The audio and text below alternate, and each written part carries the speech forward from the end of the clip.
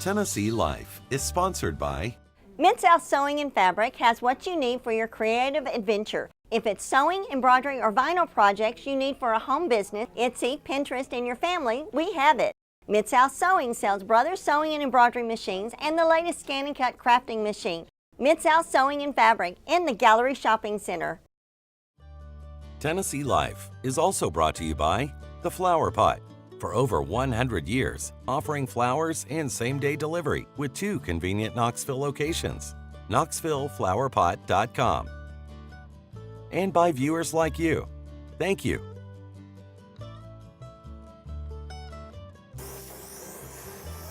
Coming up on this edition of Tennessee Life, we go inside the creative process. First, we head to the potter's wheel, where one craftsman combines his love for clay, sculpture, and carving techniques to put his own twist on an ancient art form. I really plunged into it, so the history, the alchemy of it, you know, the chemistry, the geology, the different kinds of clay, the equipment. The fact that a lot of the equipment is made by the potter, that kind of turned me on. You can see a love for Tennessee, America, and Slovakia in this printmaker's creations. We meet her in the gallery where she shows us the many folds and facets of her latest work. Sometimes I feel like I'm between 2 worlds. Slovakia is far away and I don't have opportunity to see it too often, whereas I live here, but I still sort of feel stranger sometimes just because the culture. So through creation, this world, I kind of feel like that's where I am, that I'm comfortable 100% because it's my world through these experiences. This Knoxville artist combines his welding skills with treasures he finds all over the region to create what he calls Scrap-A-Latchin' metal art. I tell people I've been traveling the hills and hollers of East Tennessee, anywhere from Grundy County up to Hamlin County, looking for all the interesting bits and pieces that I can. I love finding things that have had a purpose, machined parts, something that has a stamp mark on there, maybe something that can draw a memory or some nostalgia in someone, and reusing that into a different thing. You know, not so utilitarian, but something to look at and explore and not melt down and just toss away. Those stories next on Tennessee Life. Thanks for joining us for this artist edition of Tennessee Life. I'm Vicki Lawson. The art of making pottery is ancient. A Knoxville artist combines a commitment to tradition while putting a personal twist on his work. You'll see he is part potter, part sculptor, and while the pieces are beautiful, he hopes you will use them every day.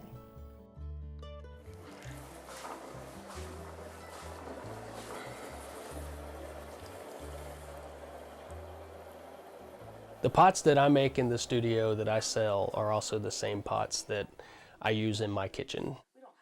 Mine aren't always as pretty as the ones that I sell because I use the seconds, but they're tested for functionality, and that's the kind of potter I am, I guess. I'm a functional utilitarian potter. It's just some of the pots are a little fancy. I'm Michael Robinson. I'm a potter, and I've been working in clay for about 22 years. I had a brief experience with clay in high school, and then I didn't touch it again until I was in college. And then when I did get back into it in college, it just took hold of me, and I haven't looked back, really. It's just been clay ever since. I really plunged into it, so the history, the alchemy of it, you know, the chemistry, the geology, the different kinds of clay, the equipment. A lot of pottery has been subsistence pottery, right? So studio pottery is kind of a newish thing in the 30,000 years of pottery making or whatever. So the fact that a lot of the equipment is made by the potter, that kind of turned me on. Yeah, they're digging something out of the earth and making it into something functional kind of worked for me. And then I've looked at every pot I think I could get my eyes on, you know, and it's not really one thing. It seems like I love everything about working with clay.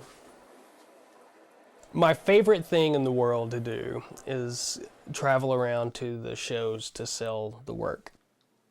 And inside that, my favorite part is putting a piece of pottery into the hands of someone who just comes into my booth there, starts emoting about how they love this and it fits their hand, and to know that every day someone's going to, coffee drinkers, tea drinkers, they go to that mug, right? They have their favorite mug that gets washed twice a month, whether it needs it or not, and that kind of thing. It's always full of coffee or tea. And I make that for people, and I think that's a great thing. I love putting the pottery into the hand of the person who's going to use it. The Celtic stuff has come around in the last few years. When I was a baby potter, I was influenced by Asian pottery, and I learned to paint bamboo on pottery, and I learned to draw koi fish and all these things. I started realizing that I don't own that.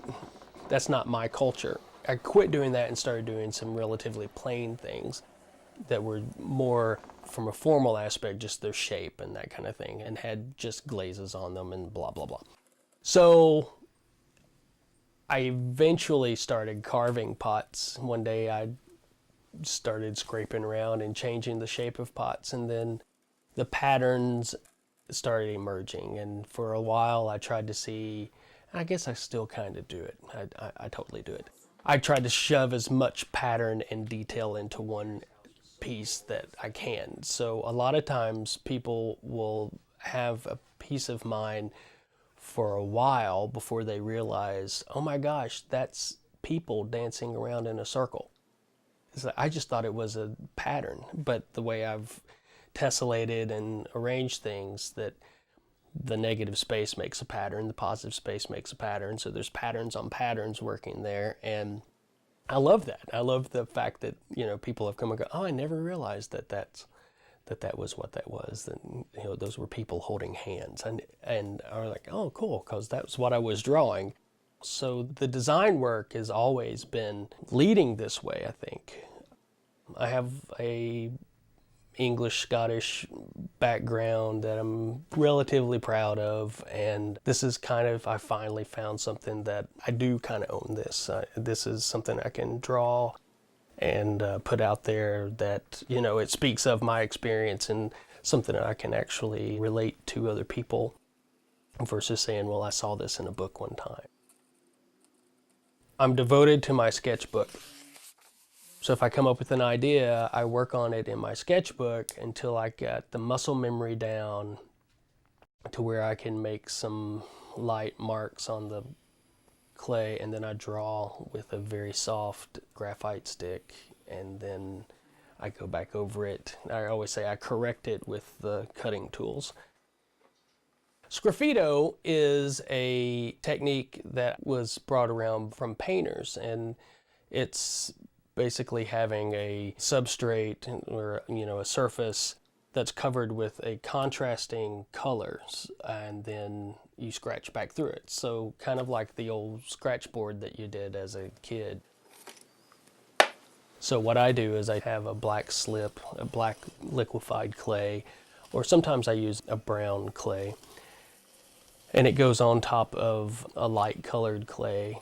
It firms up in a couple of days, and then I use various tools to scrape back through it. And it's as simple as that. It can be a little bit more complicated, but that's the most simple way to say it is it's two contrasting colors, and then I scratch through to reveal the one underneath. I've just noticed since about 2010, when I really threw myself back into doing this full time, that there has been a huge growth in handcrafts and people making things. So I think that there is a curve that's leading toward understanding and appreciating handmade items. I have had the build up to that situation would be where someone comes in and they just love this, love this, love this, and then as they're paying for it, they say, well, it's not really for me, it's for my sister-in-law. I'm like, oh, it's still kind of cool, but it's not, I haven't met that person. So putting it into their hands. And so the idea of having it be functional and for everyday use. All the stuff that I make is functional. Some of it is tarted up to the nth degree and has, lots of line work on it and that kind of thing. But that's still functional. And I would love to know that someone serves their food on one of those big drawn-on platters. I think that's a brilliant thing. I think I'll always make functional pottery. I can't imagine not making functional pottery. It's just not in my makeup, really.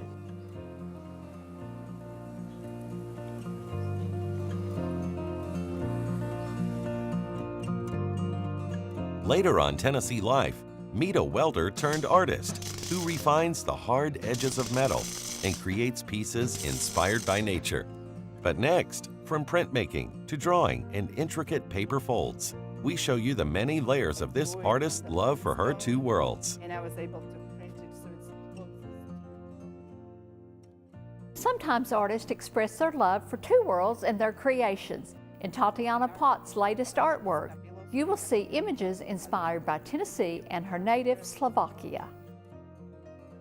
I do like that line. See, it looks very nice in parallel. And the transition between, so you have pink and then really... when people ask me, like, what kind of art, like, yes, I do say I'm artist, but I think the number one, I usually say I'm printmaker. So I was born, the city that's called, it's Brezno, which is kind of the middle of Slovakia. At home, we always created, and also it was my mother. My mother was a professional photographer. She would often take me with her on Saturdays, and I would help her to develop photos or dry them or whatever she needed to do. So the creativity part of it was really exciting, like discovering how the image works. Once you put it first time in developer and there is the magic, you have the image there. When I was young, I always wanted to draw. Like that was something for me to go to. Like, if I was sad or if I was whatever, I would just close myself in my room and just sit there and draw. That was just my relaxation. It was my world. See, it is becoming like bigger transition between. Currently, we are in Pellissippi State Community College, where I teach drawing. I feel like I want to do the same for these students that are coming in and they are eager to learn art. So I kind of feel that I want to inspire them, sparkle that imagination or learning or wanting to know more and push themselves to be challenged or, be more prepared what they want to do or kind of like make the decisions. When we're looking at this big piece, you see the pattern. So I had this opportunity and was asked to do exhibition here as a solo show to show my current work. My work, I feel like it's developing the entire time. So where I started when I came here to Tennessee and studied at university, I was more a drawer. So I drew a lot of pictures and did a lot of intaglios and lithographies. But during the course of the studies, it was just intriguing me to see how I can make it maybe more dimensional. The title of the exhibit is Magic in Folds of Titania. The reason why I created in it, actually this world that I call Titania is kind of continuous of the world that I'm creating and expanding, and it's derived from my name. This is the combination of when I depict the scenes in relief prints or using different techniques, what I learned through printmaking, combining it with little dimensional pieces. They are either standing on their own and they are coming off the wall. And I'm trying to push it more in terms of how I can even make it more dimensional in the space. It relates to architecture and going back to where I come from, admiring or loving the classical part of Europe or having the older architecture or older structures, their buildings, they come from, 13th, 14th or 15th century. There's just fascinating, these buildings still stand there. They have a different decoration. And of course, there are some buildings over here that are fascinating here too. What just struck me with the difference is that often buildings might not be there in 2 years. If you have reconstruction, they are knocked down and new is built in its place. So if you had that experience ever, like maybe 2-3 years ago, it cannot repeat because the building is gone. So I kind of felt like through creation of these pieces, I wanted to linger or live in them and have them longer to be part of me. Because sometimes I feel like I'm between two worlds. Slovakia is far away and I don't have opportunity to see it too often. whereas I live here, but I still sort of feel stranger sometimes just because the culture, like I don't completely understand everything because I didn't grow up here. So sometimes somebody might say the reference, hey, do you remember this TV show? I was like, well, I didn't grow up here when I was in high school. So it feels sometimes a reminder that you don't totally immerse in the culture. Through creation, this world, I kind of feel like that's where I am, that I'm comfortable 100% because it's my world through these experiences. The pieces that you see behind me, a lot of images comes from the places that I traveled or studied. I guess I still look for the details that even if I am here, that I kind of relate to where I grew up or where I feel more comfortable. So merging two spaces together because they are my world, like let's say the Knoxville Sun Sphere combined with the tower from Castle in Slovakia, it just makes me feel like it goes together. Even though some architects might cringe over that because it's modern plus classical, and I don't know if that goes necessarily together. The children that are in the compositions is my daughter. If you see, she's basically over time growing up. So you see images very, very small, and then where she's a little bigger. The idea that I was dedicating that and having her there, emphasizing with the shadows, was kind of creating the presence, our presence, being in the space. The figures itself weren't as important, but I kind of wanted to present those shadows there as you've been there. What I like about particularly the pieces that are below, I was looking more about not necessarily printing design, but printing the shadow. My idea of experiencing that and combining different spaces and kind of making the perspective a little bit confusing is in terms of how you often feel. Even if I am fluent, if I can speak English and can make my point across, but there is that time that you lacking the vocabulary or you never heard that word, or the experiences that you never experienced, the culture you don't understand, so you feel like you don't belong. So there's those upside downs that you feel totally comfortable in your zone, but it's also combined of every day what I do. Am I in my zone making my art and I'm just in my own world of creating, or am I teaching and trying to deliver or help others to see what I see? I feel like all the experience that I had, that they still enhance what I'm doing now and kind of actually showing or making the work that makes me happy.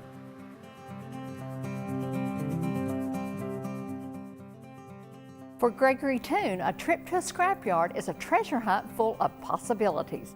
As a skilled welder, he found a creative side. He's the artist behind Scrap-A-Latcha, where you will discover delicate metal flowers, birds, and other scrappy creations.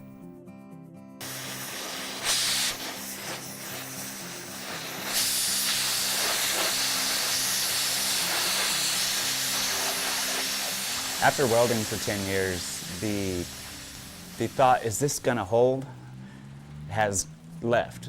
The skill set's there. I know where to go from thick to thin. I know how to set the machines, and I could really just focus on form and the creation itself. And that's where things really started to blossom and go a bit bigger and a little weirder. It's gotten the attention of a wider group than I thought it would. Sweet old ladies like the weird stuff I do. So I'm like, all right, that's good. My daddy, he was a millwright and a welder, and my mama was a florist. So today I'm making metal flowers, which is a little ironic, but I guess I got the best of both worlds from them.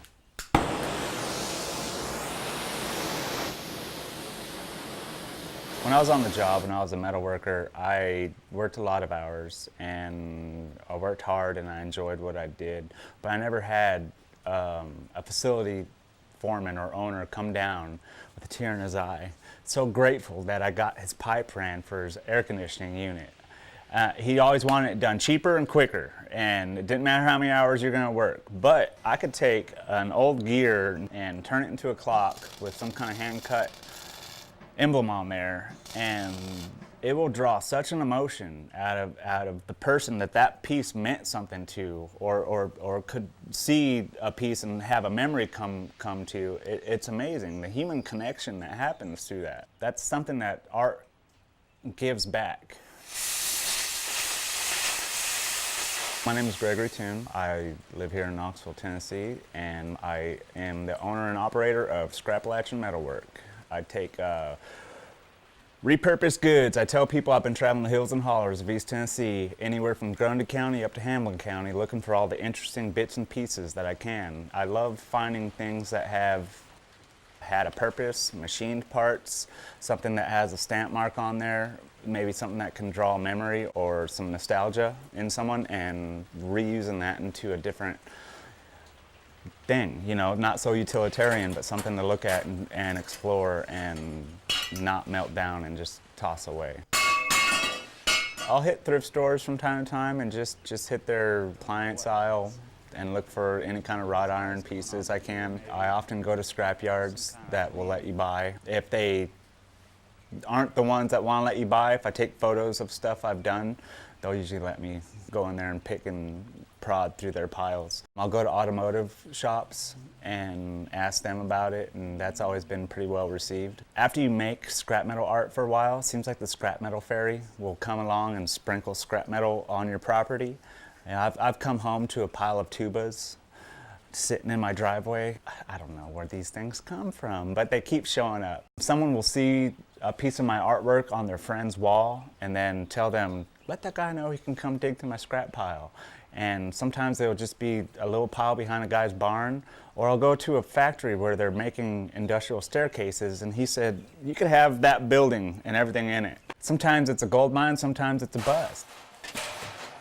Folks have different ideas of what can be used as scrap metal art than I do, and other people may be able to use different things than I do. I'm not looking for shower curtain rods normally. I try to find something that has teeth or imprints on it, something that catches my eye. I'll find one thing in a pile that catches my eye, and that will turn into something like this, you know.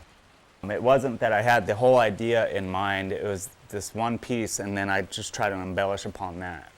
And I don't know exactly what it is that draws me directly to it, and it's something that has happened since I was a kid. I would see something and my imagination would bloom off of that.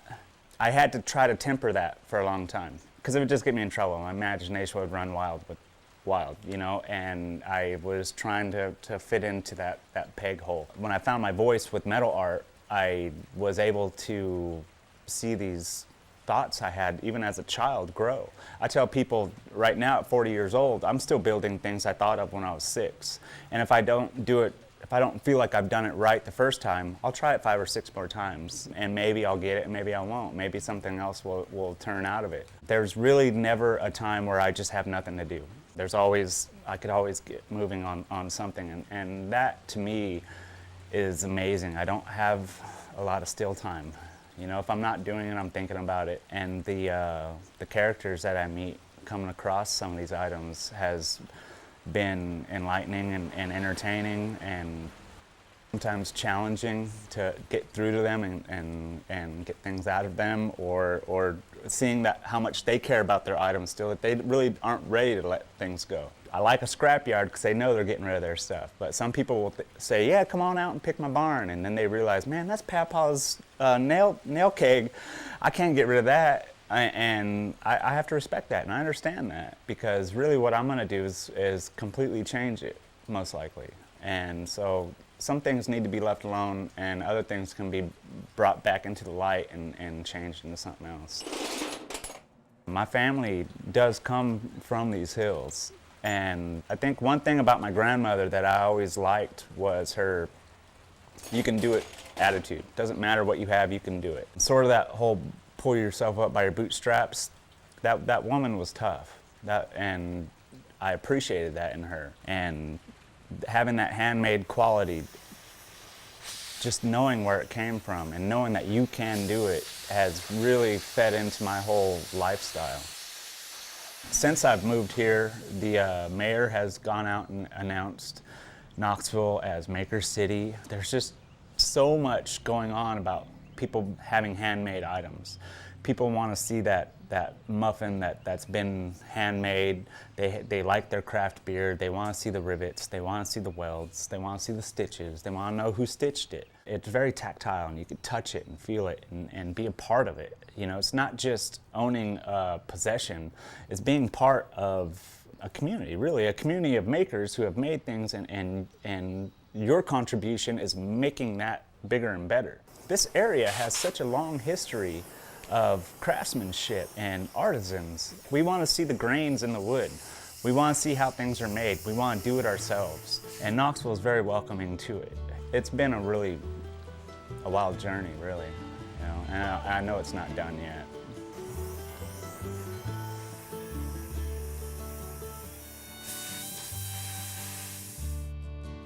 We hope you've enjoyed the skill and beauty of these Tennessee artists. I'm Vicki Lawson.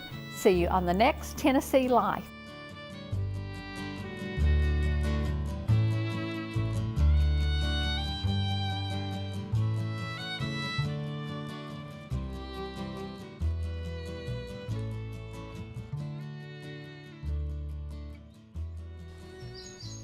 Tennessee Life is sponsored by Mid-South Sewing and Fabric has what you need for your creative adventure. If it's sewing, embroidery, or vinyl projects you need for a home business, Etsy, Pinterest, and your family, we have it. Mid-South Sewing sells Brothers Sewing and Embroidery machines and the latest scan and cut crafting machine.